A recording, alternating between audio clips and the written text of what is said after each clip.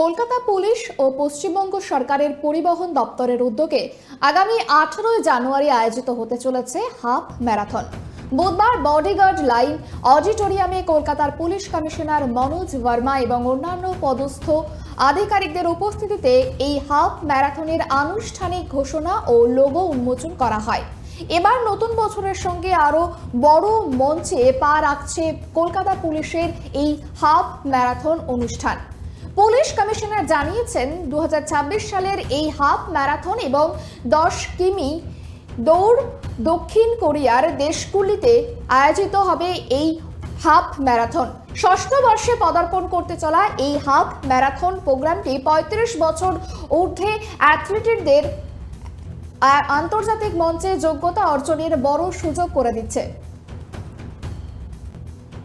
Between the marathons which are organized by different other organizations and Kolkata Police Safe Drive Save Life Marathon is the message which needs to be conveyed. আমাদের একটাই যেটা specific message আছে that everybody should be safe on the road. That is the message which we want to convey. And নিশ্চয়ই বাকি যারা organise করছেন ওদেরও নিশ্চয়ই মেসেজ আছে, which is one message which is common to all is that keep fit. একটা healthy society যদি থাকে তাহলে নিশ্চয়ই মানে দেশ হেলদি থাকবে।